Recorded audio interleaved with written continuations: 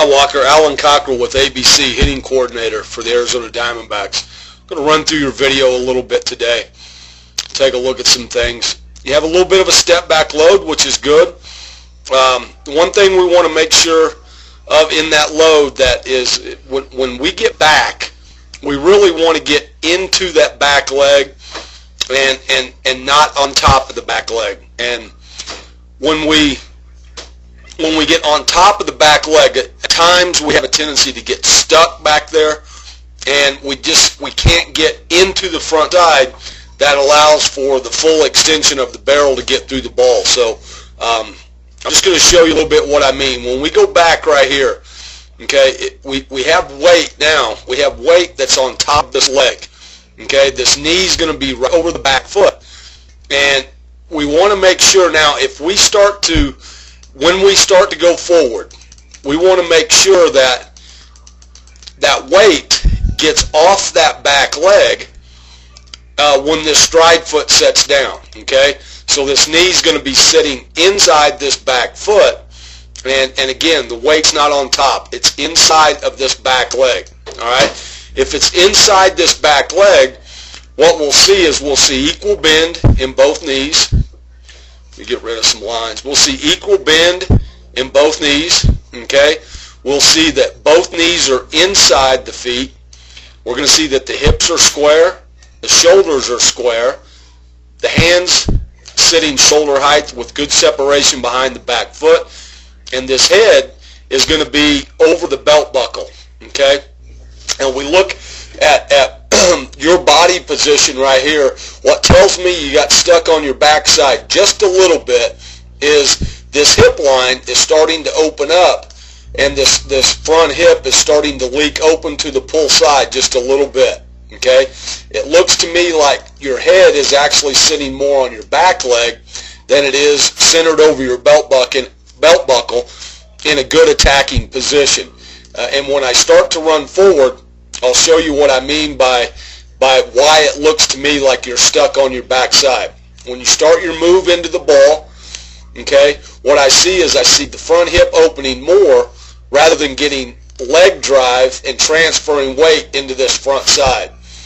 When your hands start to work down, your elbow drops down nice, but when the hands start to work forward to the baseball, we're kind of on that back leg and we're kind of stuck, and we end up pulling our hands across our body this direction as opposed to getting fully extended and bringing the barrel with maximum bat speed through the ball. This is a swing that it would make it a little bit more difficult to handle pitches that are hittable pitches, thigh high, outer half of the plate, outer third of the plate, any type of off-speed pitch that's left up, a breaking ball or a changeup, but is outer half, outer third, maybe working away from us a little bit. It's going to be tougher to stay on the ball by getting stuck on that back leg and not being able to fully extend. So when we load and we set everything down, what I want to see at this point is I want to see the head sitting more over the belt buckle.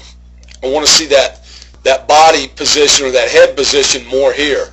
I want to see the hips a little bit more square. And now we're going to be able to attack and drive and shift weight from the back leg and shift that weight to the inside part of this front leg, okay? The best way to practice this, Walker, is in a cage and just get a tee. Set this tee on the outer third of the plate. Put it just off your stride foot, maybe just inside your stride foot, okay? Now let's work to get to that position that I just talked about. Good bend in your knees. Both knees are inside the feet. My hips are square to home plate, okay? And my head is over here more in an attacking position over my belt buckle. I don't want that head sitting on that back side because now everything's going to work around the front side. And from this position, when we start our swing, we can start to work to this baseball.